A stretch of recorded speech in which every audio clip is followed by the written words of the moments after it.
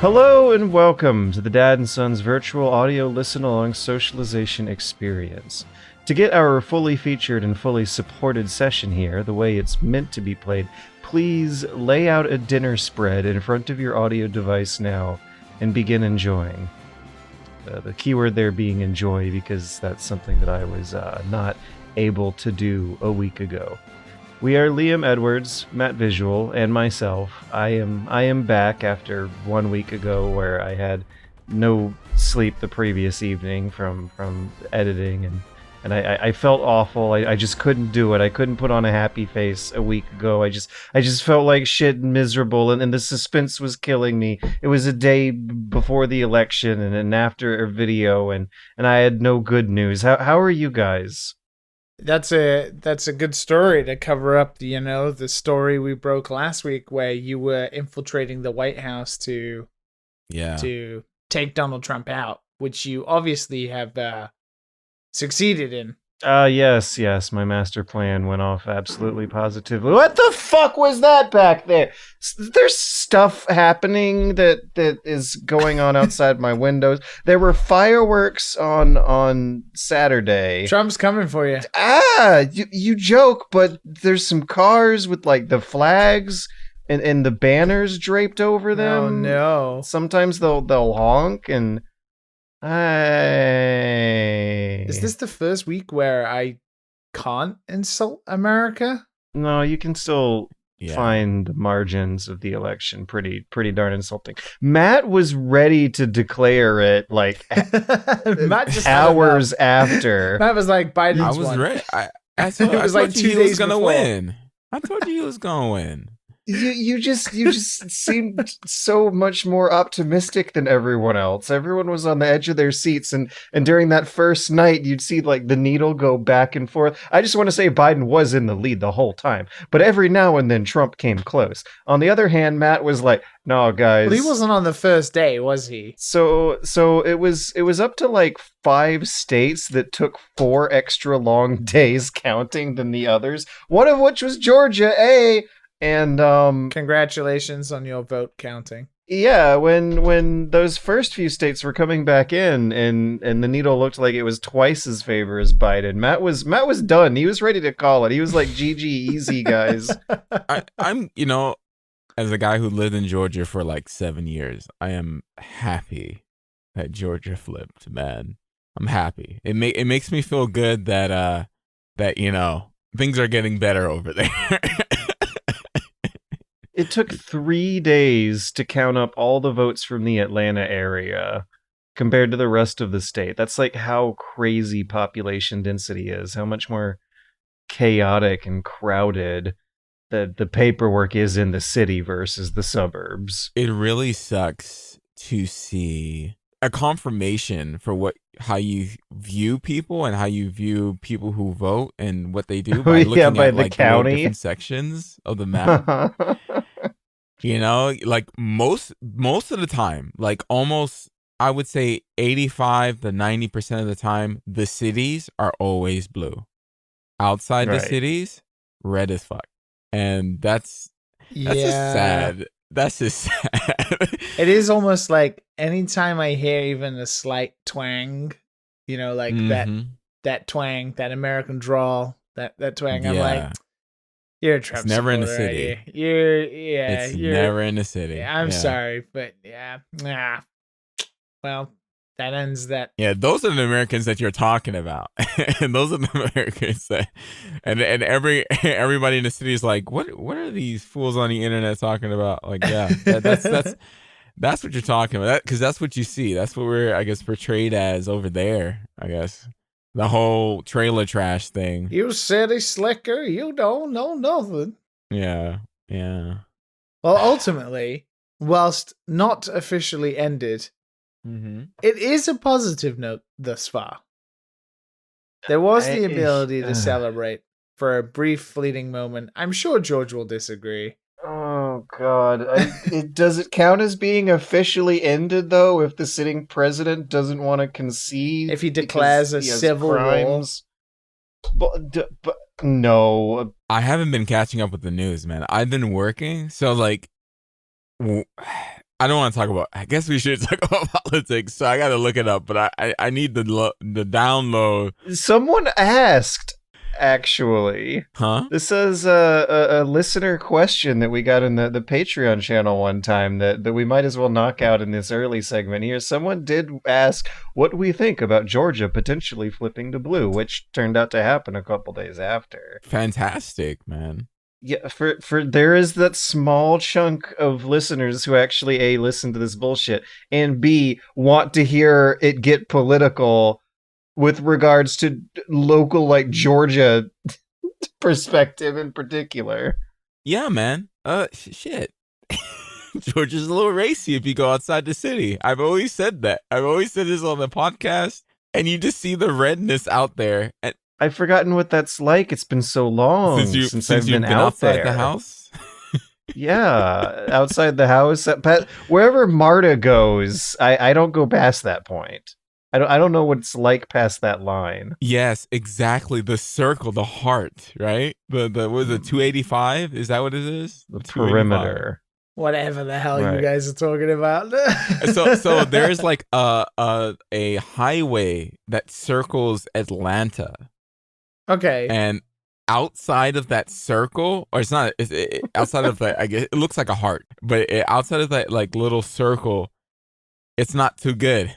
It's not too good, man. Fayetteville's pretty nice, but yeah. There really is two Americas, isn't there? Yeah. Trump shone it on like a spotlight. Yeah. Pretty amazing. Yeah, I love the memes, like the one I posted on Discord of like Thanos being Trump and stuff. Like that was like one of the greatest things I've ever seen in my life. And you see Georgia pop out. Yeah, I've never seen a vote so close. Like, I'm usually the believer of like, yeah, like sure, like your votes count, but I mean, it's hard to feel that way with the current voting system. But holy shit, it came down to like thousands. I haven't felt that way until just now. Holy shit, your votes counted. Yeah. Okay, that's like a couple thousand. Yeah. It's the weirdest, most like existentially gratifying sensation, actually, thinking about this. When I read the news and I was like, wait a second, did I do that? Well, that's the thing, right? Like, I never want to hear anybody ever fucking say again, I don't vote because it doesn't count. It so does, regardless of whether it's a landslide or it's not. Like, the fact that that's the counting a new took feeling so to me long is because it was so close. It was a matter of 100 votes here or there. It was a very, very tingly, warm, special sensation that I don't know if I've ever felt before, is the thought of, oh my god, that might have been me. Like, yeah. How often do you get that when you read the news and it's a good reaction? When you're like, oh, I was part of that news story. Good for me. Not often. That's what participating in a democracy is like, kids. I think you have to be positive. You have to, at this moment in time, Trump can play his dumb shit card. I actually think he's gonna be thrown out, dude. I think Republicans like a baby daddy will abandon him. Who was cheating. Yeah. You see, bathwater. I think Republicans will abandon him, but it's not going to be easy. I don't think. You gonna see the vice president just throwing out his clothes outside of the White House. Fuck out of here! That dirty laundry. You don't belong here anymore, Trump. You don't love me anymore. This is my house. I pay the rent. The workers tossing them out the window. Can you imagine just Melania's just like dragging him out? Like, oh, for fuck's sakes, this is over, Donald. Fucking deal with it, you twat. Hopefully Biden won't go in there and into a COVID nest. So hopefully everything gets wiped down. Oh god. Yeah. Like, I mean, my perception of it is only from like the news, so I don't know exactly what's happening in White House. Obviously, you can never know exactly, but like, it sounds pretty bad if everyone's getting sick. So, but it has been a couple weeks. Even the COVID mess that he will be inheriting goes beyond that into the metaphorical territory of what sort of problems the Biden administration is going to be facing and how they're going to be blamed for it in 4 years when it's next election time again. Yeah. My favorite memes out of all of this have been the Baron Trump Marvel villain memes, where it's like, I saw what they did to my father. I held on to the wrath. I will destroy America. And he just grows up to be a supervillain. I can imagine that happening. Yeah, that seems actually kind of pretty reasonable and realistic and quaint of a rational prediction. There's going to be supervillains coming after this incredibly obviously incompetent buffoon villain. I'm totally fine with 4 very boring years of mediocre American politics again. That'd be nice. Georgia's be nice. A swing state. I'm not gonna lie, and that's cool. I want to really go back to not giving a shit. And I know that sounds bad. But hear me out. Ignorance is bliss. Like, all right, I do want to give a shit, just not all the time. There is too many things in the world to fucking care about. Time I open Twitter. There's too many things to fucking care about in the world, and I feel like it's time to focus on something else other than politics. Like let's focus on the shit that matters in our state, instead of like the president doing some bullshit every fucking day, it seems. Let's worry about fucking world hunger or some shit. Like, let's I don't know, man. Like that's what it's been for 4 years. It feels like it's everyone, So hopefully we go back to some boring shit, and that would be. And we could focus on like some other things, like COVID. Yeah, I think that's a very shared consensus, just how absolutely exhausting following and reading the news has been under the Trump administration. Yeah. Georgia's new status as a swing state is something that I feel is very gratifying and a long time coming, because I thought you were referring to yourself. Georgia's new status is I'm okay again. I'm now George is a swing state. I could go either ways. People really gotta care about my opinion. George certainly likes to swing with states. Hey. Oh man, if only. You can't even do that anymore after the virus. So, considering America is safe once again, we can talk about video games again without feeling guilty. I wonder if they'll return to seeming as important and big a deal as they did before Trump. Most gamers never let go of that anyway, George. But I feel like I want my reprioritization to be temporary.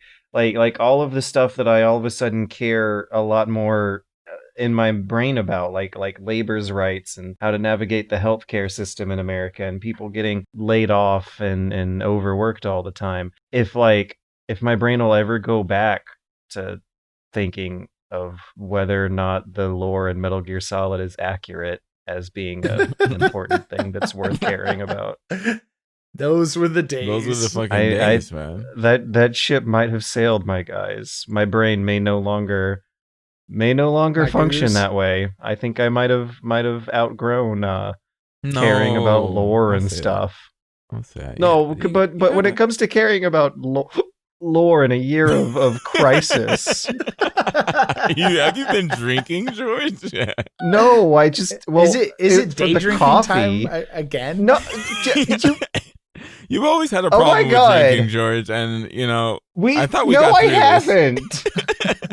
we never went through it in the first place.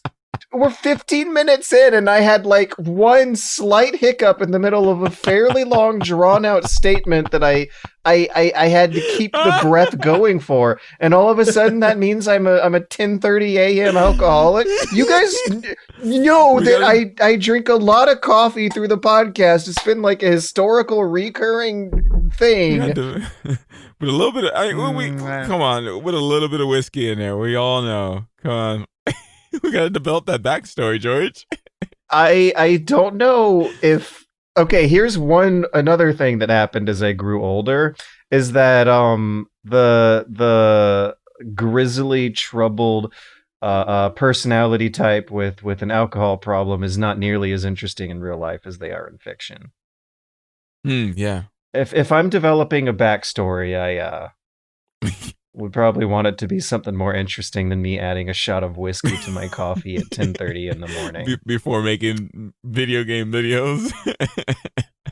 I feel as like my descent into alcoholism, thanks to Japan's very normal laws about drinking and social acceptance, the more I realize it's not that great.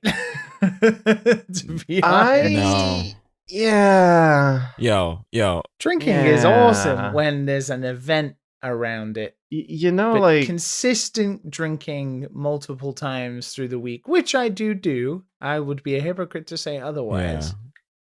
My stomach sometimes gets old. Too much of a good thing becomes a bad thing. My stomach has never been good at alcohol handling. Yeah, I what I do is I just don't drink because I'm usually like staying strict with some bullshit diet, and then like when like Thanksgiving or Halloween comes, I just fucking go ham. Fucking go ham on that shit. Age Cage, Survivor, beer pong, like just act like a kid and just have some fun. Yeah, Pong. dude. Like, and then that I feel terrible in the morning, but other than that, like I try to stay down a little bit. I'm just like pinky sipping in the background with a girly cocktail. The last bad hangover. Yeah. The last bad hangover I ever had in my life was with Liam. And that was like 4 or 5 years ago in the McDonald's. And what makes me really sad about that, although the memory of it is hilarious, is the fact that I've had hundreds of hangovers since then, and I don't know how to feel about that. Do you get used to it eventually? But you never do. Like, for posterity, I tend to just go out on a Friday night, end of the week, celebrate with the colleagues. Just for the record. Have some fun. Yeah, just for the record. For posterity. But that means that sometimes Saturdays tend to become a bit of a wipeout. Yeah.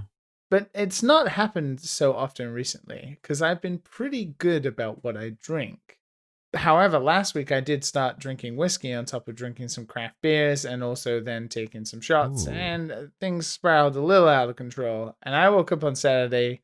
I ordered a McDonald's breakfast to my bed. Mm-hmm. Like, I'm gonna get up, answer the door, get that freaking sandwich. I'm gonna sit down and I'm gonna have a great morning. And I felt fine when I ordered it, and then as soon as I stepped out of my bed, it was like fountain. No, not even that. Just a bus had hit me. Oh shit! Like a fucking railroaded through me. I couldn't even eat my sandwich. I was so depressed. Well, I'm just gonna lay here for eternity. Don't you have an ongoing medical issue as well? Like how many famous last words are we hearing on this podcast from you having these hungover drunk episodes while also having an intestinal what was it, an umbilical hernia? An umbilical hernia. I know. You hit 30 and you just can't cope and everything falls apart, and then you end up doing stupid stuff like buying next gen consoles to please yourself. And there we go. The same. There's the segue. You're sounding like George. Child. Oh my god, man. That was the most George thing you have ever said, Liam. Holy ride. Take us down these tracks, Captain. I'm going to put people into the future because I just want to take the measure of the man that when we talk about next generation consoles, this is the kind of thing George writes, which is the headline in our document that is PlayStation 5 and Xbox Series X reviews are in. Period. No big negatives, comma, but share similar complaints and praises on both platforms. It's like, it's almost like he's disappointed people aren't pissed off at the fact that they're not bad. Mrs. Sam, but that would be a little more interesting dimensions to the two sides of the conversation. No big negatives. No big negatives. No, they aren't big this time. They're just I'm glad. Yeah. I saw the yeah, exactly, right? I saw the perfect video of you touching the Xbox, Liam. And you giving like a nice little smirky smile at the end. That was a beautiful. It's so small. I didn't know it was so small. So, I mean, should we just jump right into it and get over my alcoholism, George's depression, and Matt's just lust for boring life again? Yes. I do have a bit of lust for boring life. Playing games. I just wanna preface by saying I've read a couple reviews for both consoles, and what I mean by no big negatives and similar complaints and praises on both platforms is that there is a striking parity between the two this time. The reviews for both machines like how powerful next gen amazing graphics hardware, but there's not a lot of great games that use them across both platforms. Across both platforms, the reviewers like SSD enabled quick resume features. And across both platforms, they also kind of sort of are wishy-washy about how you need a fancy 4K HDR high frame rate TV to be able to see all the differences. But also across both platforms, they kind of like how the price to hardware budget isn't too offensive this time, and they're like easy to play and snappy and responsive. I mean, okay, well, I guess we can jump right into it to get the general. I think at this point, everybody who is that interested understands the general consensus about both consoles from, reviewers and outlets at the moment, and the hundreds and thousands of videos they're making about every different aspect of it, which is exciting. Console launches don't come around that often. With the last generation, we saw more than usual because we had the pros and the upgraded versions to 4K and stuff like that.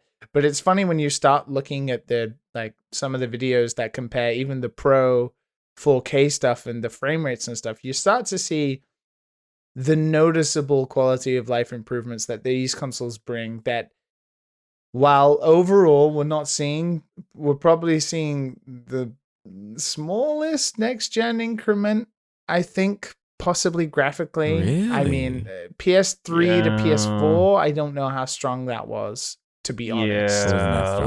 But when you look at old PS3 games now compared to the later PS4 games, The Last of Us 2 or whatever, Spider-Man, it's a pretty significant difference. But then right now, there really isn't anything aside from PS5 and possibly Demon's Souls, but we have yet to see much of that considering it's not been reviewed. Yeah. It reminds me of the first year of having a PlayStation 2. And there was nothing cool to play until MGS2 and GTA 3 started coming out. Didn't Gran Turismo launch with the console? I thought Gran Turismo launched with the console. Well, I'm sure that other kids thought Gran Turismo was the bee's knees. but I remember for me, like I didn't get that next gen feel until seeing like individually ringered fingers in Metal Gear Solid 2 and being able to get outside of the car and walk around in GTA 3. And that was a good year and a half, a year and some change after launch. I mean, it's exciting, right? Like, all new shiny things are always exciting. And this is my third console launch, personally, of like when I've bought it on day one. PS4, Switch, now Xbox. Today, as we are recording this, it is technically November 10th. It's 11th now for me, past midnight, but also November 10th. Figuratively, November 10th, too. It's the Xbox Series X and S launch date. And And my Xbox Series X did arrive today. It took a little longer than I was hoping. I was hoping it would arrive in the morning, but the Amazon man had better ideas of what time he'd like to arrive. So it arrived Amazon man. just as my lunchtime was ending. So I had to wait a while to set most of it up. And then I set it up. So first, general impressions, because obviously I'm only probably, as George asked me prior to recording, I've only played games on it for maybe about 5 hours or so far and been dicking around with it. Obviously it's all in one day, so everything's first impressions so far. First off, impressions of getting it in the box is it's a sleek fucking package. Like the box it comes in is so easy to open. Instead of like tearing tabs open at the cardboard, the box literally just flips open, nice and easy, and then it's right there in the middle in a black wrapping with a nice little presentation over it. It looks super inviting. It's super easy to get out. It's awesome, and it's fucking heavy. Like, I was so surprised when the guy handed me the Amazon box. I was like, what the? Is this the Xbox? Really? Because you see it, and although it is chunky, it is quite sizably small, compared to what we've seen with the PS5, right? But it is a heavy unit. Like, there is some serious metal and some vape chambers in there to cool it down. You really need a Liam for scale, because the close-up pictures of this thing just on like a white featureless surface make it look like a big monolithic behemoth, and it doesn't look like that at all. It looks like you're holding a little speaker. Yeah. And it is seriously much nicer in person than it is in photos. Like that black, that kind of boring black finish to it and everything, while warning, is a fingerprint magnet and is really frustrating. The actual box itself, when you see it, is super sleek. It really is and looks like a nice piece of hardware. It feels really weighty.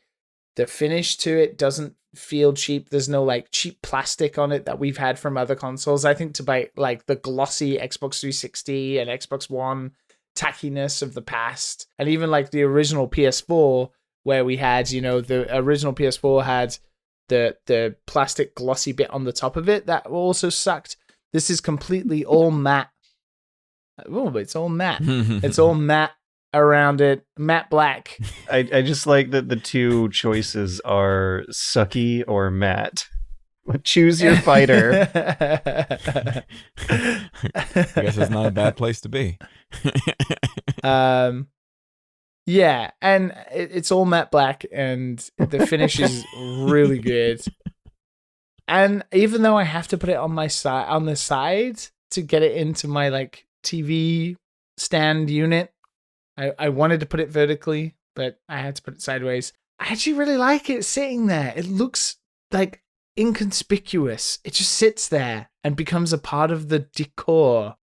Compared to, like, if you think about the Switch with its colorful controllers on the side, or of course the PS5, which is dawning on us, which is like a blasting white light in your face and is obviously a monolithic beast. Whilst it's heavy and stuff like that, it actually is really nice and like such a sleek little unit. I really was surprised because I was kind of getting a bit down on it. Why? Then it arrived and I was like, just because people are saying it's boring and, it's just black, but I don't think you don't get it. Oh, boring and black. Fuck, this is not going well. No, it's not. Matt.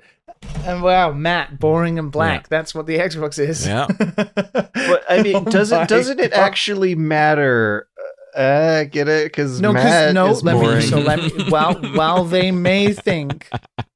they may think Matt is boring and black, or it's Matt black and boring. Oh boy! When you see them in person, it's a sleek, sexy little machine. Yes, it's chunky boy a little bit, but it's really nice. Doesn't it anyway, matter? That is like the general. Plug it in and play and.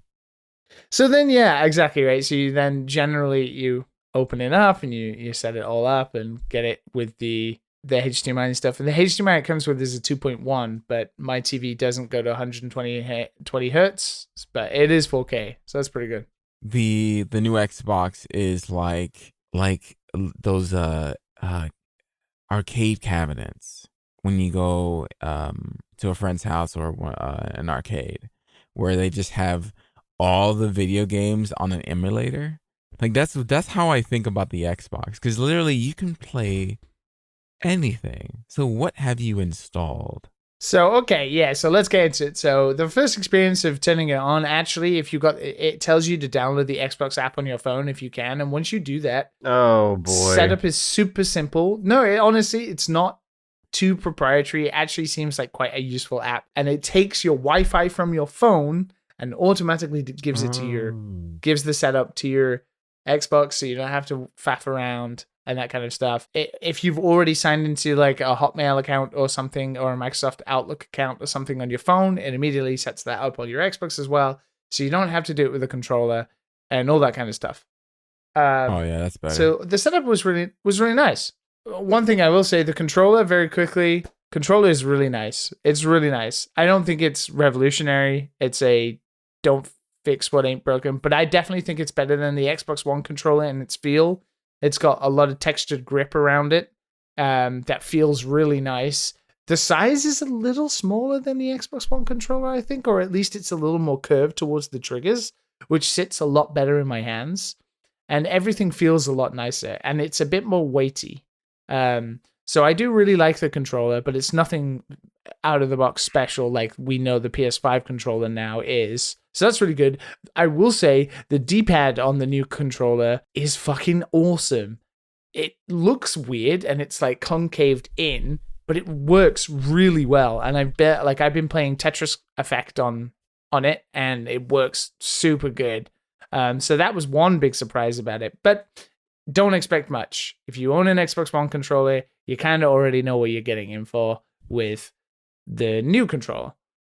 So you turn it on, and then it looks like an Xbox. It's got, I think the UI for Xboxes are pretty shit. Like the Microsoft Tile Windows design stuff. I think that's pretty garbage. Yeah, man. Give me the blades back again. Yeah. Yeah. Or Hell like the yeah. second step. Yeah, where they kind of copied the PlayStation XMB for a while. Like all that kind of stuff. I miss my little Kinect boy. Remember when they had an avatar like wave at you and smile? And in a life of misery and blackness, you at least had that positivity when you booted up your Xbox. You like the paperclip in Microsoft Word, huh? Oh, I love Clippy. So you can actually set up avatars again. Thank God. It shows, but like not on yours. It just shows up for other people viewing your profile and stuff. Gotta have the Xbox avatars. They're just they're most very necessary, customizable. I famous, very, very customizable, iconic. So the UI is fine. The one thing I will say, and that what is super important here, is it's really fast, super quick. And there's no lag. Everything bounces in and out. Like you go to the store, you go to the Game Pass, you go to the games, you go to your library. Everything is really quick. So how does it work? Like what buttons do you press? And how does it compare to just alt tabbing on a gaming PC? On a gaming PC? Yeah. It's just as fast, if not faster, because it is dedicated to make you play games. Like that's what this console wants you doing. It's putting Game Pass right in front of you. It's putting all the games in your library on the home, and you can customize it so you can set up the games for easy access immediately. This console wants you to be playing games, and it's not trying to be like, hey, have you thought about downloading Disney Plus, buddy? I heard you like The Mandalorian. It's not any of that nonsense like of previous consoles. All that stuff is there if you want it, of course. It is a case of this console really wants you playing games, and front and center is Game Pass, which is awesome because Game Pass is the best thing about this console. Yeah. So then you go into the good part, obviously. So I didn't buy any physical games for this. I also actually did go to a game store in Japan, my local game store, which is kind of a Gale, and there was no Xbox games in there. There was a load of PS5 pre-order stuff in there, but there was no Series X stuff. So still Japan. It's pretty out of the loop maybe for physical stuff regarding Xbox Series X. But so that meant I had to download things digitally. I have my region on my Xbox is set to Japan. My Microsoft account is set to UK, which caused a lot of issues because I wanted to use PayPal to set things up, and so all that was a bit of a mess. But I did manage to get around it, and I managed to get everything I wanted, which was Game Pass set up, Yakuza 7 Like a Dragon, which is not releasing in Japan on the Xbox. So I had to buy it from the UK store. So I had to change my region to the UK, use my UK PayPal account, transfer money from my Japanese PayPal account to my British PayPal account, so then I could buy it. But it works with any of the accounts I have on there, which are one's a Japan Hotmail, one is another, all that kind of garbage. Anyway. So it's already a heavily modified experience. You're already jumping through hoops. Yeah, I will say, like, the Switch is still easily the best console for buying things from different regions. It's so easy, and you can use PayPal for everything. But it's still not PS4 bad, which, just won't accept anything. It's definitely better also than the PC Microsoft Store, which is severely region skewed. So I managed to get around it, though, with the console, and it was very easy to change the region and all that kind of stuff. So I did manage to get Assassin's Creed Valhalla, Yakuza 7 Like a Dragon, which was the one that was most important for me. And then I got Game Pass. And through Game Pass, I downloaded Tetris Effect, Ikenfell, so I can actually play through it. Banjo-Kazooie. Next gen. Nier Automata. And SSX on the Xbox 360. So that is quite the next gen lineup. Generation lineup, right? Yeah. So if there is one thing that stands out with the Xbox Series X, is that there is no next gen. And to this moment right now, I have not played Assassin's Creed Valhalla because it's literally 50 gigs. It took me ages to download Yakuza Like a Dragon, so I haven't actually played Assassin's Creed Valhalla, which is probably the most next gen, next to Dirt 5 you possibly could get on Series X at the moment. But I did download Yakuza Like a Dragon, and that's the game I've been playing the most. I played a bit of Banjo-Kazooie, I tried SSX to see how they work from Game Pass, and they work fucking great. Like, you would never know the difference of them being emulated. I also, and I played a lot of Tetris Effect, like bouncing in of Tetris Effect in Yakuza 7 Like a Dragon. Tetris Effect Connect is fucking awesome because Tetris Effect is great. 4K HDR in that game is good shit. It is really nice. Looks awesome. Did you say Connect? It's called Connected. Tetris Effect Connected. It's got multiplayer update now. So it has PTSD. Special multiplayer modes that I tried playing, but I couldn't connect to anybody. So well, at least you didn't have to connect with the Kinect. That's true. Yeah, that's dead and buried. They're trying to forget that. So I couldn't matchmake with anybody. Which is maybe just because nobody had an Xbox yet, but we'll see about that. Yeah. So mostly them been playing Yakuza 7 Like a Dragon. So I'll probably talk more about that game itself next week when I've played it for a bit longer. I played it for about 5 hours. Safe to say, game is really good so far. I really like the new protagonist. Obviously, Kiryu is amazing, but the new protagonist, Ichiban Kasuga, is like a fucking great dude. He loves Dragon Quest. He's a very loyal, lovely chap. But the game obviously is not next gen. But the one thing that I noticed, because I dipped in between, is that I don't want games to ever not run at 60 frames ever again. It makes such a difference. It does. And I switched the game over because it has the option to switch to high resolution mode, which has ray tracing and has complete 4K textures, not 1440p. And it drops down to 30. And I couldn't play it because 30 just seemed like such a downgrade. And the one thing I'm kind of already seeing... Well, this is also like the RPG one, so... Yeah. But But when I'm running around the city and everything's happening in 60 frames, it looks great. And all of the cutscenes are 60 frames and everything's 60 frames. But if you put it to the high resolution, it drops everything down to 30.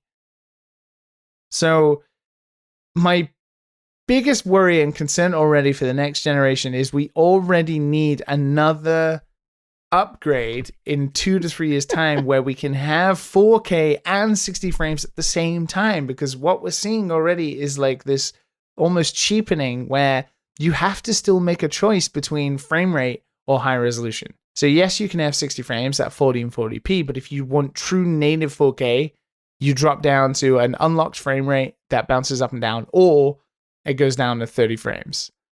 And that happens in, I think, every title at the moment. Watchdog Legions has it, Dirt has it. Dirt can go up to 120 frames. My TV cannot, though. So, like, already a little frustrated by that, because I feel like, wouldn't you just push a little harder to just make sure that from the get-go we got 60 frames and native 4K out of the door, but we don't. We don't. So I've been playing it in 60 frames, and the game looks great. It does have, it's in 1440p, trying to emulate 4K. It looks so lovely. And just the fact that everything runs, there's no loading screens, there's no nothing. Cutscenes just happen, and then you're back in the game. And even when it loads chapters, it's like 10 seconds max. Not even that, 5 seconds max. Everything's so fast. And then when you bounce back into the menus, you just press a button, and then everything appears. It's so quick. It really is making a difference, because if I want to check downloads or I want to check friends or something, like on the PS4, I would never press that home button because the PS4 would chug like a little motherfucker, and I'd never be able to get back in the game for like a minute at least, because I'd be waiting for the XMB to load and all that kind of garbage. Whereas now, like, I can check like what people are playing, I can check the status of downloads, I can actually go into Game Pass and queue up more downloads, I can go into the store and do stuff, and then I can also do quick resume, which is easily the biggest feature. So I don't know whether this will change. It probably will, because the reviews say so. But right now, I've not really got to experience quick resume, because for some reason, Yakuza 7 doesn't work with quick resume. Oh, it's a game thing? Like it's a per game thing, I believe. That's deflating. And it's frustrating because that game obviously has moments where you need to save, but you also want to pause it and just bounce out and do something. Now, if you go back to the menu and you check the downloads and you check the apps and all that kind of stuff, it doesn't matter. You just go back into the game and it works kind of like the Nintendo Switch, kind of like the PS4 does, and it's fine. But if I boot up Tetris Connect, or Tetris Effect Connected, whatever it's called, if I boot that back up, that carries on without any issue. It quick resumes. It's right back to where I paused it. It works like butter. It's so good. But then when I try to go back into Yakuza 7, the game starts from the Sega thing. It doesn't even give you a warning when you boot up Tetris Effect that, oh, if you close this app, Yakuza 7 does not work with quick resume. So if you didn't save the game, you lost that save. Ouch. And it never warns you, because I think it's supposed to work. It's just that right now it's not working for me. I don't know if there's a patch I don't have or anything, but it is not working. So when I go into Tetris Effect and then I go back into Yakuza 7, it boots the game up from the beginning, starts with the Sega splash, and then I have to press continue and go into the game. But if I didn't save it, I will return to my previous save point. So whilst quick resume seems really good from what I can see so far, I haven't fully experienced it, because it only works with games like Assassin's Creed and Tetris Effect, I believe. Because even when I tried it with Banjo-Kazooie and also SSX, with those games it didn't work either. I don't know, maybe it's because they're Xbox 360 and Banjo-Kazooie and Xbox games, maybe? Yeah, but Yakuza 7 is like flagship. Like that should have all the bells and whistles. Like that's, I don't want to say system seller, but... And I think it's supposed to. And I think in reviews I've seen it has. I just don't know whether there's a patch that I just don't have right now, because it doesn't work. I've tried it like 6 times. Every time I had to save the game and make sure, and then every time it would boot up from the beginning again. Whereas Tetris Effect just works. Tetris Effect's brilliant. I can play Yakuza 7 and then go back into Tetris Effect immediately. That's really, really good. So it does prove that Quick Resume is going to be pretty good once it gets going.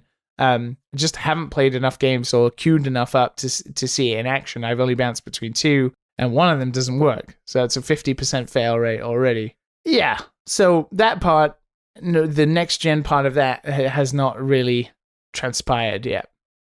But I will say, it's such a huge quality of life change at the speed at how everything works. And I think what Matt said is the key point about why you'd want an Xbox only if you want one, which is, I think almost every game you can think of that's launched on an Xbox that has a digital version is on that store. Yeah. Like I searched for like Lost Odyssey. I searched for obviously Banjo-Kazooie. I searched for like some of the old King of Fighters games. Like going back to the original Xbox, like everything is on there. Some of them are ridiculously priced. Like Final Fantasy 13 for the Xbox 360 was like $30. Ain't nobody buying that. But stuff like I think it was like Lost Odyssey. Oh, they're not all on Game Pass? No, they're not all on Game Pass. Game Pass has a few. It has like SSX, and it had Cameo. Oh, hell no!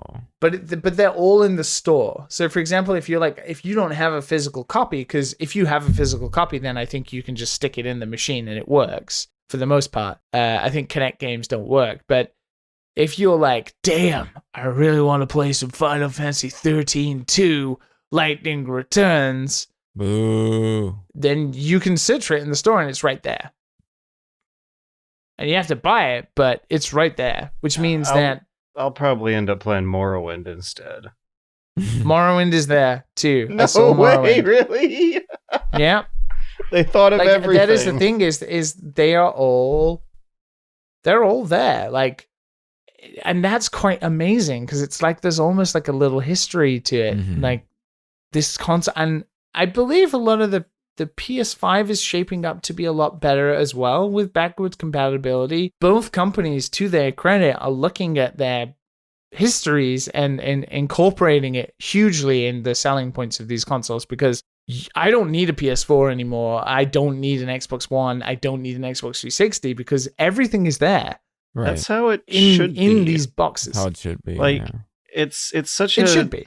a scary proposition as an adult compared to being a kid, like spending hundreds upon hundreds of dollars on a machine that you know you're going to replace eventually. Like whenever you get a new DVD player, you can still watch your old 1999 Charlie's Angels Shrek, like the original DVDs, just fine.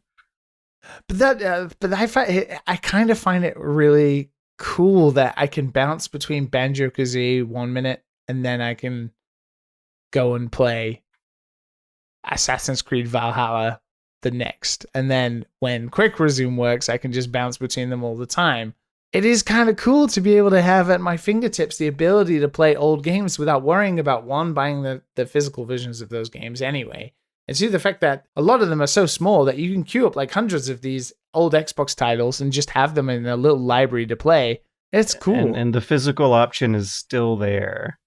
So the physical option is still there, and the fact that after all the posturing, and the fact that I have the Series X means that I have the disc drive, or the CD drive, so I can do that. That was a big deal that was supposed to have gone away by this point, and I wonder how long it's going to last. One thing I do want to point out that I think is bullshit, and I think really needs to be called out, and I've seen some people calling it out now, is that the stores don't show you everything. So I tried to buy Assassin's Creed Valhalla, and the store would only show me the Legacy Edition and the Gold Edition. It wouldn't show me the Standard Edition. No matter how much I search for it, no matter how hard I try, both of those were at least double in price. We're talking like $120 to $150 for the two different versions. So I had to go and find a digital key online and then redeem it because I couldn't find the standard edition. And they did the same with Yakuza Like a Dragon, and they did it with Dirt as well. Dirt had like Championship Edition and then something else. So why? It's real shady shit. I don't know if it's an Ubisoft thing because Watch Dogs I think is also the same, but it's some pretty shady shit. I posted a picture about it on Twitter. You can see where the prices are just insane. Thing that they like only show you premium collectors gamer editions. They do. They only show you ones that either involve the season pass and also all of the DLC, or it's like the special. Here is the Legacy Edition with all of these free axes you get. Blah, blah, blah, blah. It is not cool. It is really not cool. Really bad for consumers because a lot of people are just going to be confused about, oh, wow, these games are just really expensive. Like, I didn't know, because people are not going to go out. Like, it has the option to compare editions, and you open it, and it's like Assassin's Creed Valhalla Ultimate Edition, Assassin's Creed Valhalla Gold Edition, and one is $145, and another is $130, and you're like, wait a second, what happened here? Rich person or richer person edition? Yeah. It is really bad that they only show those. So that's pretty shady. I don't know if it's just an Ubisoft thing, but Dirt had the same. So I don't know if it's just a Microsoft thing, but it's not cool. So be wary that maybe physical editions has to be the way forward if they're gonna do shady shit like that. Yeah. So I just gotta ask though, like, did you get the tingles, the excitement? Like so much of the talk about this next gen, it sounds less theatrical than the usual, and I guess that's to happen less and less every gen. It doesn't sound like there's nothing bad here, no big negatives, right? And then it is nice, like, thinking of a console and being like, oh, that's the way it should be. But it does seem like there's like no killer apps yet, no Killzone 2, like showing things off bright and early for what a whole generational shift.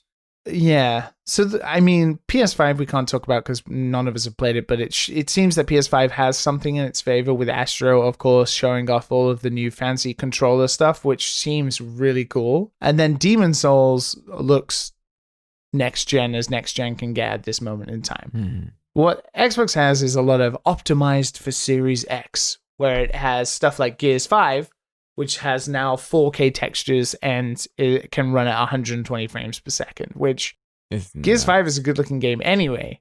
So upgrading that game to that is pretty next gen, I guess. It's the question of the upgrade versus the original experience, though. Like, I don't know.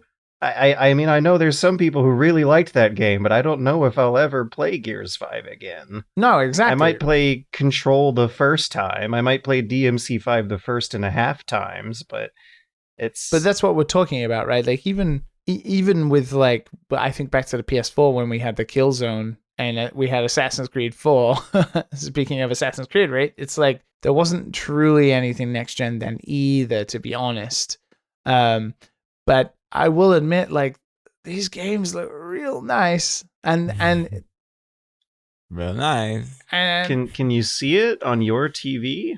Like yes. So I can't go to 120 frames, but I have 4K HDR. So like, even in Tetris Effect, just the lights and the HDR, it looks crisp, like crystal. Step above what you're used to, the previous generation. Yes. Yeah, it is noticeably different. And just the speed of the consoles is so noticeably different. Wow. So the biggest thing about the Xbox, I think, which is really important here is, and you talk about those tingles, is when I got the console and I opened it, I had the tingles because the actual console itself feels really nice. It's heavy, it's weighty, it feels like an expensive piece of tech. Now, the second part came when I opened the Game Pass and the sheer volume of games that were there for me to just feast upon and queue them up just like with one button press. You just press it, it queues it. Press it, queues it. There's a load of customizable stuff like queue this later, add to play later lists, and it's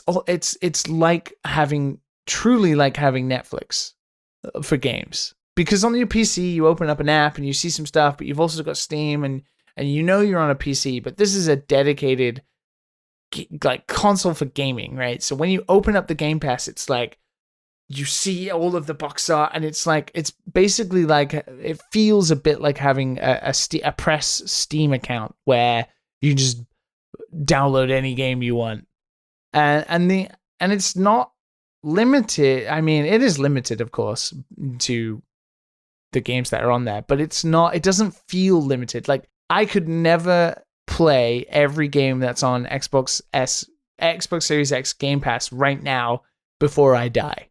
There's a lot of games there, and there's games for everybody, and that was really exciting, just having a place where I can download all of these things, and I can be like, Gears 5, that's a game that costs like $80, and I can get it in 4K and 60 frames right now. Like, boom, do it. That felt good, and that was exciting to me, personally. I don't have an Xbox One, so I don't know if that tingle has already happened for those people, but for me, it was right there.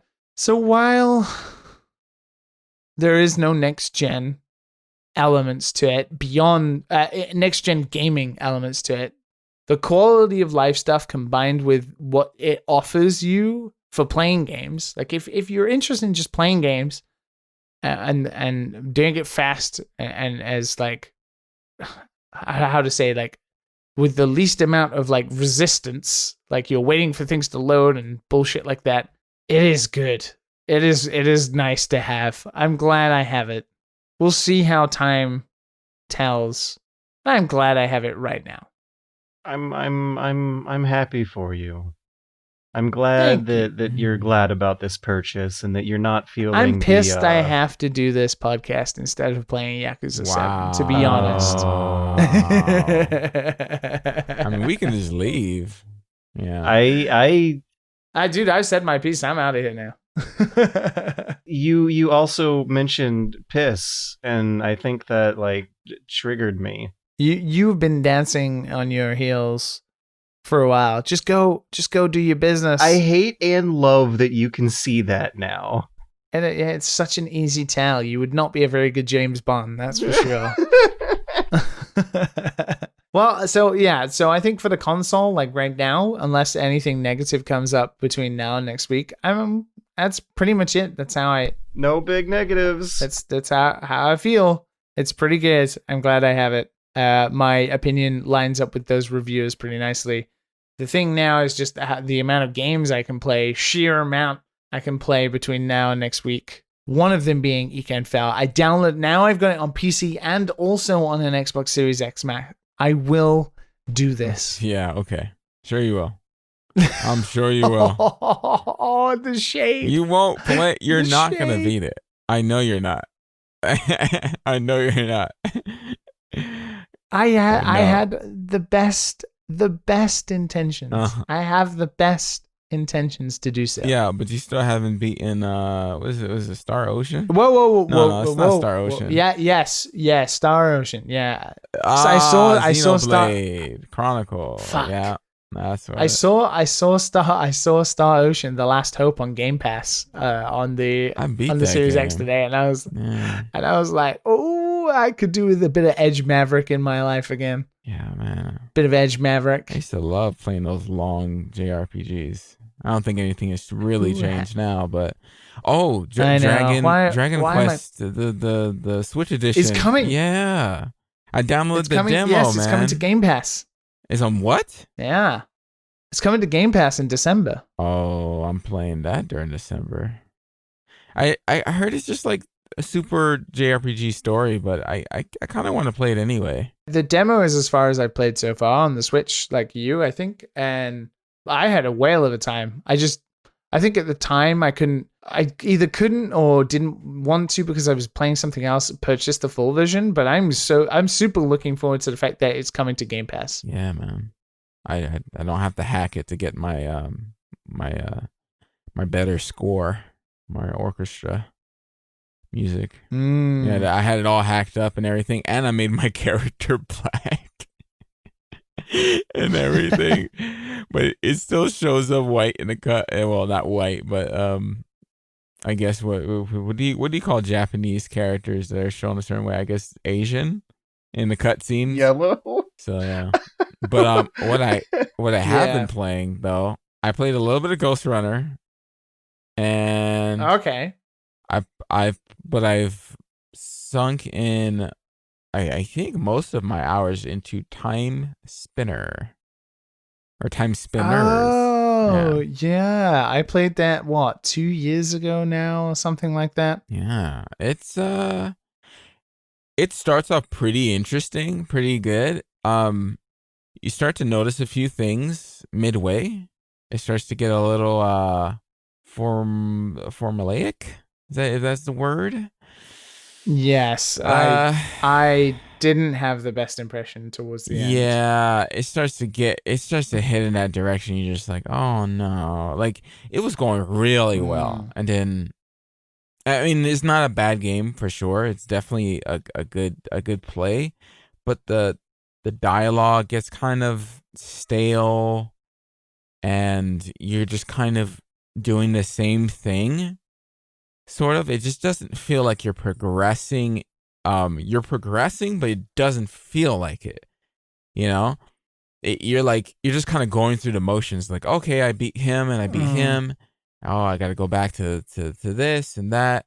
And it's just like, yeah. Not my. I'm gonna beat it because I'm near the end. Just wrap it up. But I don't know. As a guy who plays a lot of Metrovanias, it's all right. You must be almost done with them at this point. Almost. You know, there's not going to be any more left when you finish a few more. I'm just waiting for Hollow Knight, Silk Road, man. I am going to lose my freaking mind when oh my god. Oh my god. Like, I almost want to, I think that's my most anticipated game. You know, like I'm okay with waiting until it's done. Like I don't care. They keep saying like they're going to release it now, and they just never do. That's fine with me. It's the same thing with Cyberpunk. Like I want to play that game, but it's like, please don't release something that's garbage, please. Just keep working on it. So, when that comes out, I'll definitely just be nowhere to be found and play that. But Ghostrunner, I could almost pre-order it on the Series X. It does appear in the store on the Series X. Get that thing on PC, crazy man. Well, I guess it doesn't really matter now. Yeah. No way, dude. My PC isn't. That's the thing is now I actually own a console more powerful than my PC. Like the Series X is easily more powerful than my PC. It's a beast. It is honestly a beast. It's quiet as hell. Yeah. Unlike my PC. Yeah. Ghostrunner is another game where it's like really cool. It starts off really cool. Like it's not like it doesn't dip like Timespinners though. But music is good. There's actually some decent dialogue like throughout the game to keep you kind of like going. When everything is moving, when you're doing everything correctly, it feels fantastic. When you're fucking up, let me tell you, it doesn't feel good. It doesn't feel good at all when you keep dying. It doesn't feel good at all. I mean, you eventually kind of like rub one out, but the mechanics for how you defeat enemies gets pretty fucking annoying. Like halfway, it just gets nuts. It gets nuts. You have to there's these shield enemies that you have to destroy their shield generators while running up a wall, and then make sure you're not getting shot by 3 enemies at the same time while you're trying to get that shield down so you can actually kill those. And then while you're killing them, you're on the floor, and when you're on the floor, you can't slow down. And when you can't slow down, the enemies can easily hit you. Like it's just like all these moving parts to that game, and it's done well, question mark, but it doesn't feel great half the time. Like not that the game doesn't feel it, it's just kind of like he's like, oh, okay, I died, fuck, and it's like and then you're reloaded up, and that's why they reload you so quickly, because if there was a loading screen oh, my internet's back. Yeah. There's a loading screen. It's like, oh, that I would have never got as far as I did. I've played probably like 6 hours. I'm probably close or halfway. I don't know how long that game is. I kind of want that game to be shorter. I kind of want to be already done with the game. You know? I don't like feeling that way with a game. I want to enjoy it, you know? I want to slip on the wine, you know? Like, yeah. And I love Cyberpunk. And I literally don't care what it is. I'll play through a Cyberpunk game. But holy crap, man. And I'm pretty sure I'm not the only one. I'm pretty sure I remember Webb talking about it in the Discord. I can understand what he was saying. Yeah, that seems to be the general consensus about it. Yeah, it's not, it's good. It could get tiring, you know, and it depends on what mood you're in. And this is one of those games where you're like, if you're coming home from work, Ghostrunner is probably not the game you want to play. And that's all I've been doing lately. You know, it's just like, it's not that mushishi vibe I'm looking for, you know? It's not. Yeah. But what about you, George? What have you been playing? I've been playing Hunt Showdown. No. They had a Halloween event. 2 weeks. It was spooky, and you can. Isn't the game spooky already? Grind up some pumpkin points for legendary chances after the fact. Yeah. That must be. That must be actually pretty scary. I should probably yeah. You know what gave everyone a real good spook, though, last week is the news that Sega Sammy was selling off their arcade gaming assets. Oh my god. Very nicely done, George. Very nice. Very nicely done. Very nice. Did it scare Sega or Sammy more? I do wonder about Sammy sometimes. Everyone really worries about Sega. People don't so often ask how Sammy's doing. The Sega Sammy. Well, apparently Sega Sammy's not doing well because they're selling it off, which doesn't mean that the arcades in Japan are set to be demolished or set to change business yet.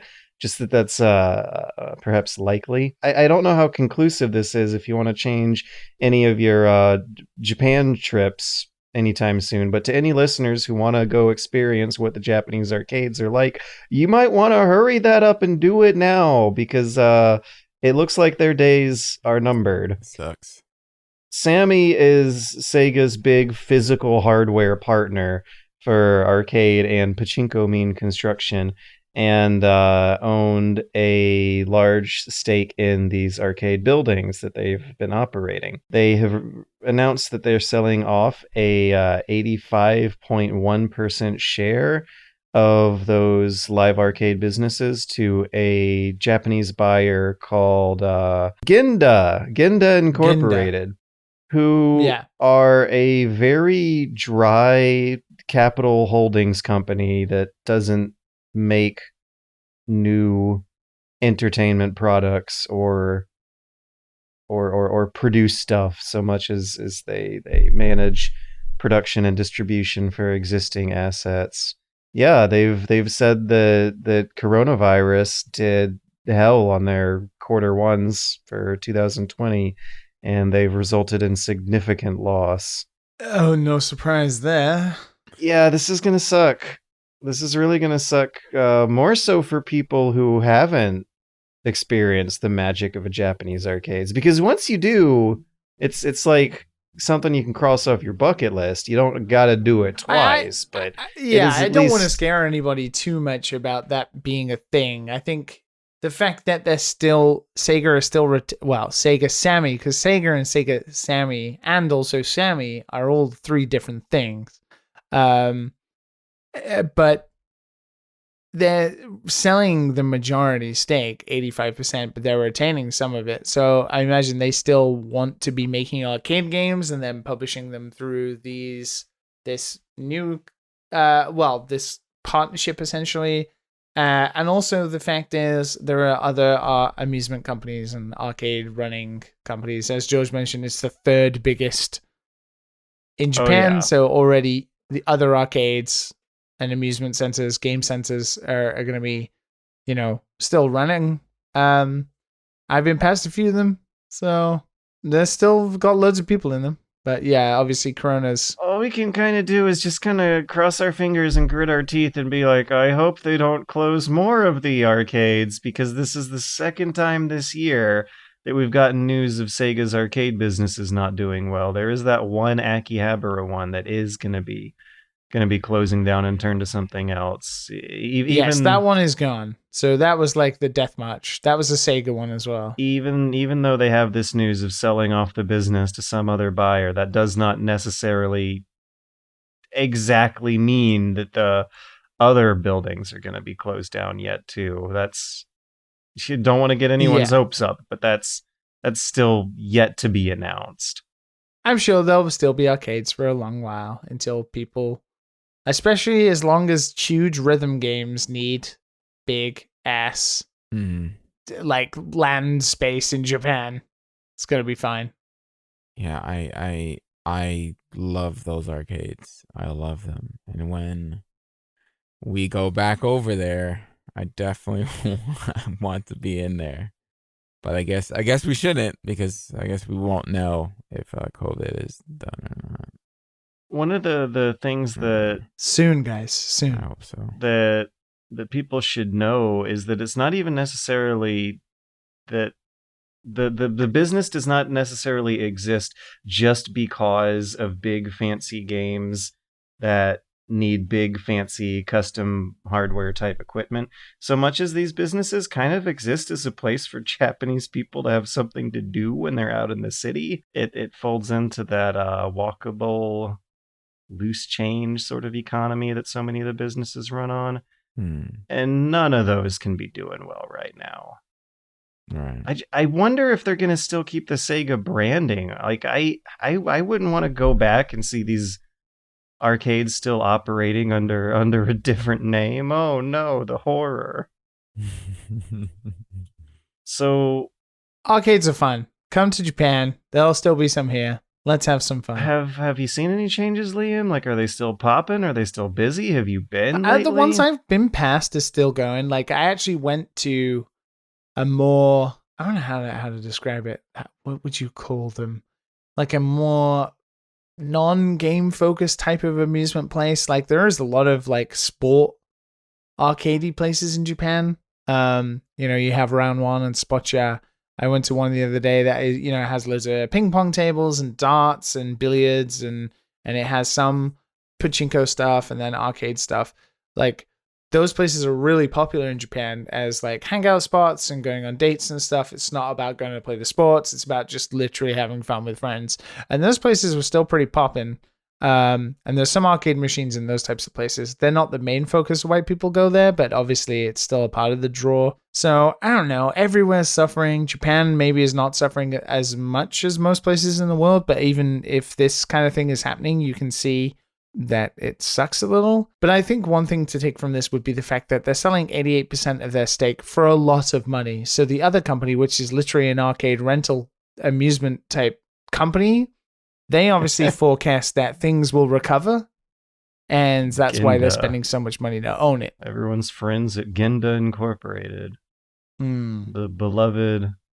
I just love saying that word now, iconic. The beloved iconic brands of Genda. Genda will keep those Sega arcades in good hands, I'm sure. I don't know if I'm sure. Did you guys talk about the PlayStation 5 controller at all? Yes. We briefly touched on it, didn't we? Maybe not specifically why. Hey, I want to briefly touch that. Yeah, well, because we did like dedicate a chunk to the Xbox talk, and I think it's kind of interesting. I mean, now you've literally been playing the Xbox, so that's a different. We can only still just guess. You want to spend another 40 minutes on No, just a few minutes. Just a few minutes about Liam some of these reviews. Watch. Oh my god, no. I don't know. See, like I think it's just interesting and 4 a.m. did fun isn't it weird that the coolest thing about the PlayStation 5 is something you can't see on a screen or any marketing? They can't show off the controller in videos, but apparently people are really freaking impressed by this stuff.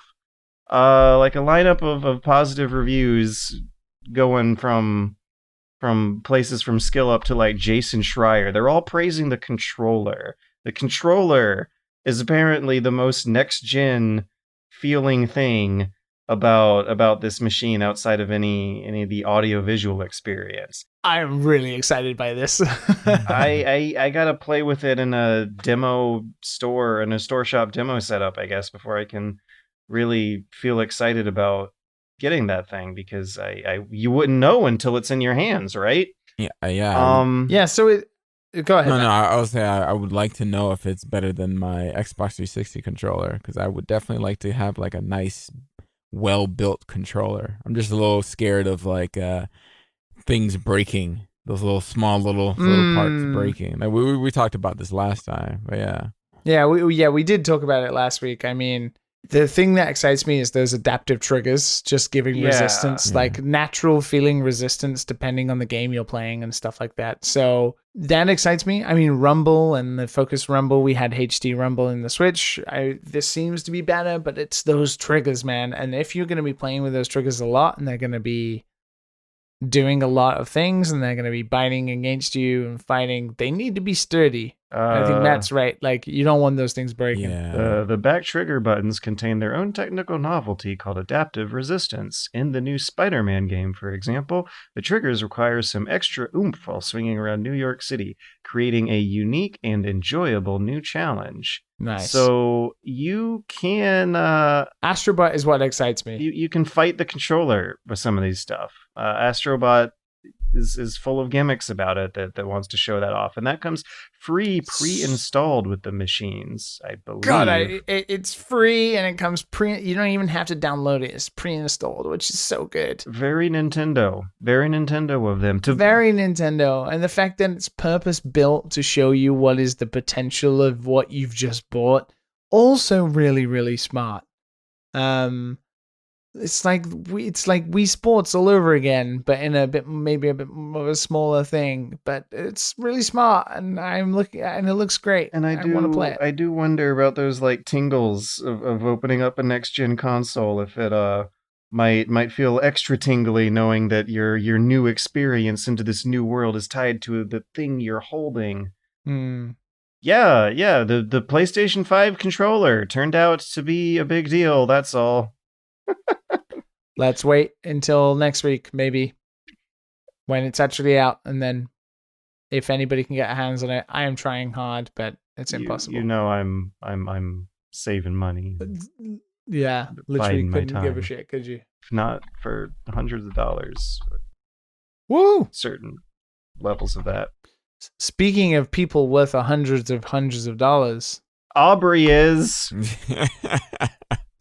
Hell yeah, she is. We're going to be taking some listener questions from our email inbox and our Patreon listener questions channel. First is from Aubrey. Is there a piece of media you have rewatched, replayed, or reread multiple times? If so, what draws you back into it? Mine is Breaking Bad. I've watched it 5 times over the years. 5 times? That's a long series. Seen that pizza on the roof for 5 times? Holy shit.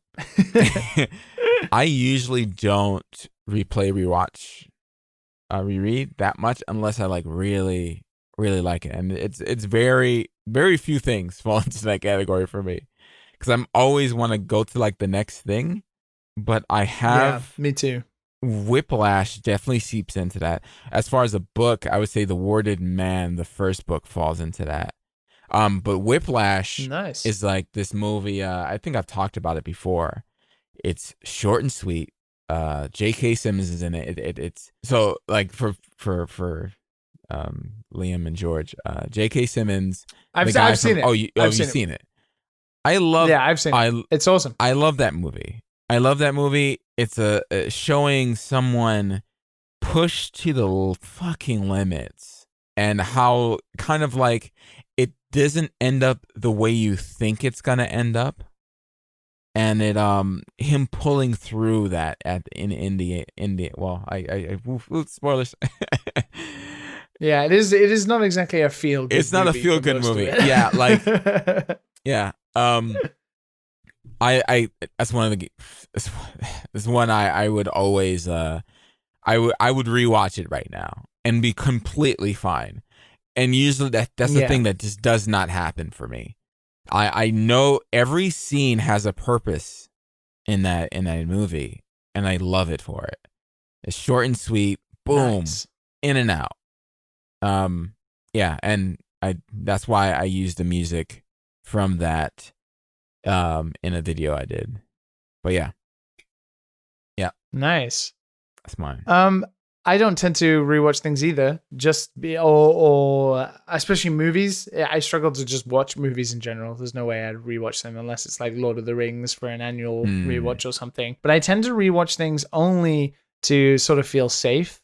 Like if I'm pretty down or I'm worrying about something and I need to just relax myself, I'll rewatch something then, but I won't watch it out of pure choice. Like The Office. The thing right? I have that rewatched falls into that category. Right? So essentially, but the thing I have rewatched like to death is Peep Show, the British comedy. I've seen Peep that. Show. I must have watched Old school. every season at least 5 or 6 times for sure. I know every episode, all the lines, everything, and it is my favorite comedy, and it's just so safe to watch. The big thing I look at now is I actually just watch old YouTube videos that have stuck in my head for years. Oh, Yes. And that's close. I haven't seen it in 8 months or 10 Yeah. months, and you go back and watch them. I rewatch Atlanta scenes a lot. Nice. A lot. Especially the jail, So- some of the jail ones. So it's funny about like Breaking Bad because I do sometimes go back and watch like key scenes from like TV shows that I've watched in the past just to like feel it again. Like spoilers for Breaking Bad for the next 30 seconds. The time Hank finds out that Walter is, Heisenberg, like when he's on the Spoiler, big toilet and the spoiler. flashback and yeah, and all that kind of stuff, right? Like watching those key scenes and that kind of stuff I get sucked into a hole. The big one is I love watching Prosy D's old Vine compilations, just like 20 minutes. How are they archived? He personally made compilations like a couple of years back of his stuff. Yeah. Like, and he's literally labeled them from like November 2014 to October 2016, and you're like, great, this is 20 minutes of me just reliving 30-second magic every time. I just feel sorry for someone who wants to look up like 1-6 seconds in particular. Yes. Yeah, it's really hard. Like the Goku Superman, the Goku Naruto one or whatever it was. You named after 2 of the bravest warriors I ever knew, Goku Naruto. Goku eat my shorts. Goku was a Super Saiyan. He probably doesn't want to spam his channel. That's probably what it is. I also feel like that brings up like a legitimate hardship when it comes to categorizing and organizing and like alphabetically listing what content you do. A lot of the times is like a shit tier e-celeb producer, influencer. Like I imagine for him it's fine though, right? Because like every one of his videos gets like 1 million views. So the more 6-second videos you have, the more millions of views you have. Yeah. I don't know. But if it's a few years later and I want to watch that one particularly funny Prosy D clip of Steve talking to the final JRPG boss, there's a lot to sift through. Yeah, but so that's my safe zone. I do the same with Caleb City and Long Beach Griffey all the time. Do you guys have Halloween games? Because I'm noticing this is something that I've noticed more and more people doing is like replaying games seasonally. And every single time, ever since it's been released, I always play Bloodborne around Halloween. And I didn't like... Yes, I said this last week on the show. Like, Bloodborne is the only game I would consider playing at Halloween. It's the best Halloween game. Oh, it's so good at that. Like I had a shitty Halloween this year. All I did was a short Discord call with some old friends. I'm miserable and alone, and it's terrible. But my God, if I play Bloodborne on or around Halloween, it makes me feel like I'm back in old times. Yeah, Bloodborne. Yeah, so it's like a comfy blanket. a seasonal, like it reminds you of the repetition and that the year is still churning along like all the others. All right, we're gonna have to change that, George. We have to change that, George, for Christmas, man. Because me too, man. Because I've been working too much, man. I had no time to hang out with friends. We can't just be sitting next to the fireplace all alone.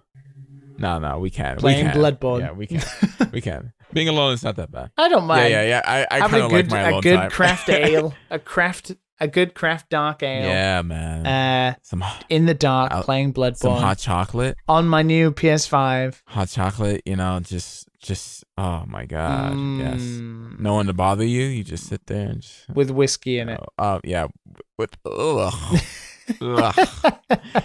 I say that bit of Baileys. with like when it's time to drink, I'll drink, but not with we have not with to my be hot tasteful chocolate. We're men of distinguished tastes or something. We are only the finest and most exquisite. We got another question from Nick D. Nick D. It seems to me, and I am Nick D, that by now. It seems to me, and that I am Nick D, that by now we've gotten most of the major remasters that I'd want to play for me. How then do you see re-releases of older games being handled the next generation or 3? This is clearly a trend in gaming that isn't going to go away soon. I don't know if I can rhyme with like me, P, or B at the end of that sentence. This is clearly a trend in gaming that isn't going away soon. Do you expect that there will be a greater priority for plain old remasters, perhaps with ray tracing, like what they're doing with Spider-Man for the PS5, or shot-for-shot remakes like Crash Bandicoot, or entire reimaginings like what they did with Resident Evil 2? I'm just gonna chime in very quickly with the fact that I actually think this generation makes it even harder to remaster anything that is Xbox 360 up, possibly even the generation lower, because the fact that we have the technology like the auto HDR in Xbox Series X that adds HDR and textured effects to older games via just pure computational power, right? Like it's not programmed in, it's like guesstimates on top of the visuals, right? Which is pretty insane, which means that if you play a game like, let's say, Resident Evil 4, obviously has been done to death, but you boot it up and it's super crisp in 4K and then has HDR lighting in it, and it's on Game Pass, why would you ever buy a remaster of that, right? It depends. But obviously with something like Resident Evil 2 and Resident Evil 3, those games going through a complete and utter just revamp from top to bottom, that is a very, very different thing, and I don't think that will end. But I don't think anything that's on 360, like let's say a Devil May Cry remaster or something like that, like with auto HDR and automatic resolution upscaling to 1440p and stuff like that, kind of is redundant. So it'll be interesting. I don't foresee the need for remasters and re-releases to go away if they can make some money selling new consoles and new games for it. You were talking about how impressed you were at the library for the Xbox Series X when you booted up. And I remember like my reaction was like, oh, that's the way it should be. Because I guess when you get down to the principles and ethics of it, shouldn't most media be available easily and affordably for most consumers? I mean, yes, but in reality, you're talking about things that have so many licensing and copyright issues because you're dealing with hundreds of thousands of publishers and developers who all own the licenses, all own the rights. And now we live in an age where you can have the digital rights to a game, but then you sell the physical rights to somebody like Limited Run, and then the physical versions that have different rights. You have soundtracks that have different rights, games that have featured licensed music like NHL or the sports games that have more stuff like that. Like you have to renew those rights. It's a lot more work. A lot of the thing that Xbox and I imagine PlayStation have going for them is that when you sign up to be on those platforms, you give away the rights of selling those games to those companies, right? Like to be on those storefronts. So I imagine that protects Xbox from being able to carry on selling Banjo-Kazooie until the end of the day, right?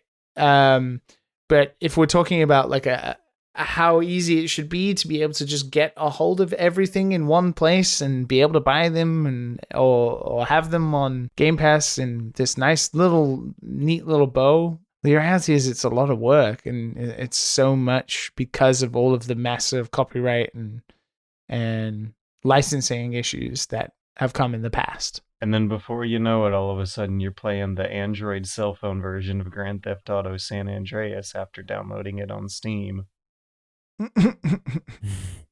Man, the fact that like the freaking soundtracks can cause like a 10-year-old legacy game to have to get taken offline and replaced with a worse version is just like the most deflating, oh, this only makes sense in corporate accounting world kind of logic to it. Everything has a price in this world. That's the unfortunate reality. And it's like signing up to buy Final Fantasy 13 on Xbox Series X. It costs like $20 because Square Enix will have made it so that is the case and they own the legal rights to do so. I don't know. It's tough, but yeah. But with remasters and stuff like that, obviously, I think things are changing. I think we're having a lot more companies are taking backwards compatibility seriously. So, for example, games you couldn't play because you couldn't either find a physical copy or there was no way to play it without busting out an old PlayStation. Now, if a digital version of that game just exists there anyway, you're probably less inclined to want to have a remaster of that game, right? Yeah. If it doesn't work on the new machine, then that gives them some reason to want to sell it again. Exactly. Although I think it would be interesting to hear what you guys would want remastering. Too Human. Oh my god, Matt. I forgot to take a picture for you. The first game that Game Pass recommended to me from Xbox 360 generation for free was Too Human on the Series X. I shit you not. What? I literally burst into tears laughing because that was the first game it recommended on the store to me. What did we do to our search engine recommendation algorithms? Dude, Facebook is listening to you, man. I'm telling you, man. Damn, they know the inside jokes on the Dad and Sons? I know about Facebook, man. You know now, because you're helping them take over the world, you evil. One video at a time. Yeah, like. So, Liam, since you haven't played Too Human and had your faith in humanity and video games destroyed, would you feel like more or less of a human from that experience, or just like a game-playing robot? Maybe I'd feel too human. Whoa, that's meta. That's too meta. Maybe it'd finally explain how Matt just became who he is. It's Matt's origin story. Who am I? Maybe I'll unlock the deep, dark secrets within after playing Silicon Knights Too Human. Yes, you will. It's all unraveling. Mm-hmm. Are you human or are you too human? Maybe Too Human was really just a straight up banger hit this whole time, and Matt's one of the few people who can see through it because everyone's so jaded and have played so many games before it that as good as Too Human naturally, organically is, we're unable to tell. It's us. Did you play the sequel on Steam, Too Human? I didn't play Too Human 2. No, Too Human. The sequel is called Too Human as well. Too Human. Oh, right. TWO. That's the sequel. What is the end of the trilogy? Is it 3 Human or 2 Human 2? Or is it like Human cubed like they did with the Alien franchise? Human, the root square of human. Yeah, the root square. I like that. Oh my god. I'm now searching for Too Human on Steam, and I guess, like, was it like a quick parody game, or what if the third game is called like Baby, because there were 2 humans and they made a baby? Oh yeah. Oh my god. Matt, you one step at a time, buddy. Too child. Too much future creep here. Too much feature creep. Too much bloat. We gotta scale things back. But wouldn't it be two humans instead of too human? Or is it just grammatically incorrect? No, the Aliens franchise got away with a lot of the bullshit that you were suggesting. Alien so and we're aliens. good. Yeah. Yeah, they went from alien to aliens to alien cube. And people are still confused. So then like, oh wait, did you watch Aliens or Alien? Wait, I don't know. Which one is the first? Which one is it? Alien or Aliens? The first one? What? is the very early prequel to Two Human Ancestors. Oh, I think that is the one game that does have the liberty to have a mate button inside of it so that you can turn one human into two human. What did they do again when you press the mate button? They make monkey noises and the camera pans up to the roof and fades They to mate black like and... two humans, Matt. Oh shit. You are so deeply inside of this hole that you dug for yourself. It is beautiful. It's because I want to find out where Matt goes. I want to see the rabbit hole Matt has dug himself into. It's a good game. It's a good game, guys. Play with a friend. So yeah. Two Human might just be bad because we played too many video games before and it's clouded our vision, which might be a problem faced by Raj A here. We have a Raja who asks us one last question for the week. A lot of people have a huge backlog of games, but when I was fairly new to video games, I would require new games more rarely and knew much less about them beforehand. By being more informed about video games now, I've made less bad purchases than I did before, but I also feel like I'm less blown away as often by a game. I also find that I lack the same level of patience to actually finish games that I used to have. Do you find that by being closer to the industry, you find yourself less enthusiastic about games and are surprised less often? Do you think knowing more about games and the volume of games that is possible to have contributed to that? Keep up the good work on the podcast. Yep. Yep. We were talking about going inside GameStop and looking at all the freaking covers and picking up some random game for like, I don't know, like $10 from the and then you just went home and played it. And you were just kind of okay. You didn't look up reviews of some dude saying that this game is shitty. Like, because it's going to be different. You walked into a GameStop. You picked up Two Human. You had no idea about it. You had no idea about Two Human. No one else. You played it with a friend. Just tell you what to think. And it was fine. It's your honest opinion. It was fine. You grind for some The judge gear. was wrong. The thing is, all the burnt copies should be put back together. Yeah, it's like like you're playing. Are you playing games to be fucking like only the greatest games deserve to be on my TV? Like no. Yeah. Like so. That's how it's you save so money.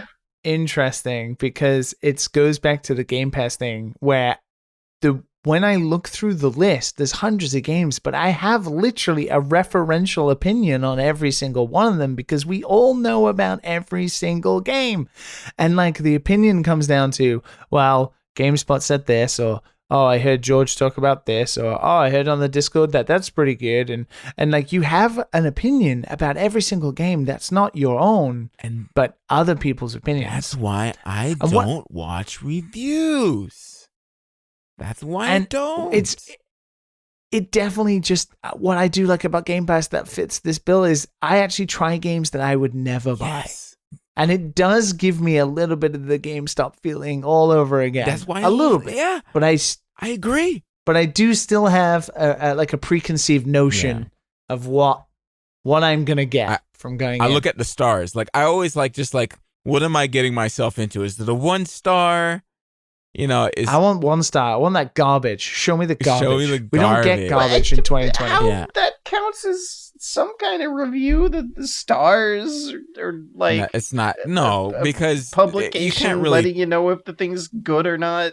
I know you disagree, George, heavily, but Steam is way more reliable than fucking Microsoft reviews. Microsoft reviews are just from normies who say, "Oh, it doesn't work on my system." Like that's pretty much what you get on the Xbox thing. But it's always the nerdiest fun. voice you've ever done. Yeah, I don't know how much I care. It's always fun to kind of look at them and be like, "Oh, okay, they say this doesn't work, and it always works on my system. It always works." So I don't know. I never trust it, but it's always fun to look at them. Yeah. Like the bitter rivalry between Microsoft user reviews and Steam user reviews isn't a fight that I'm staking too much of a claim on either side of. Dude, you can have any user review system you like. That's just a comment section so far as I'm concerned. I mean, sure. It's still opinions, which is what exactly all of it is. It's just fucking opinions. All of it's fucking opinions. Yes. There's no fucking difference. But an internet comment section is a particularly shitty kind of opinion. Well, yeah, on a YouTube, yeah, but not on Steam. Steam people actually take time to like do like some like crazy review sometimes. They're like, you know what? I just feel like being, you know, like super technical. And it's just like, okay, shit, I'll read it. And sometimes it's extremely funny. Like some of the reviews are funny. Like I don't know. I quite enjoy some like reading some of the stuff, especially like after I've already gone into the game. I'm like, oh, I wonder what people think about this game.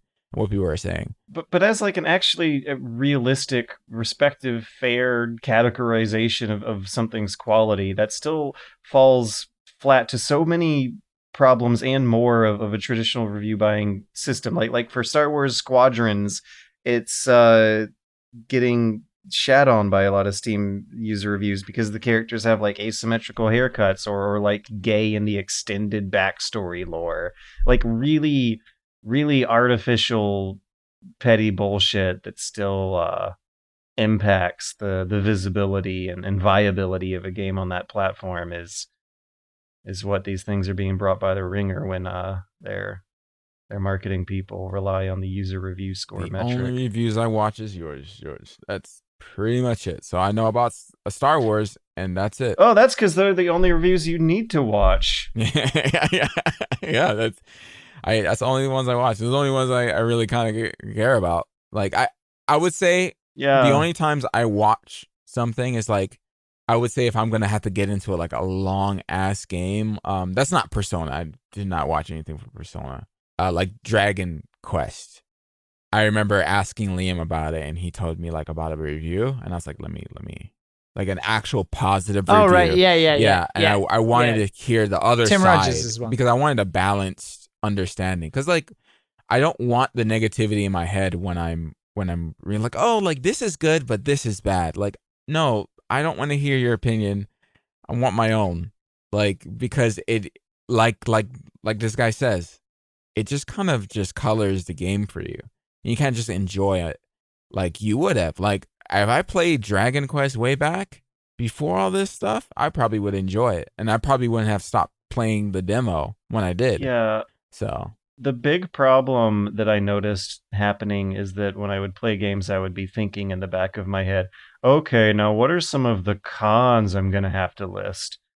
And it's like, no matter how, like, nothing's perfect enough to avoid that. And it really does impact your enjoyment of the experience. I used to be there with you, George.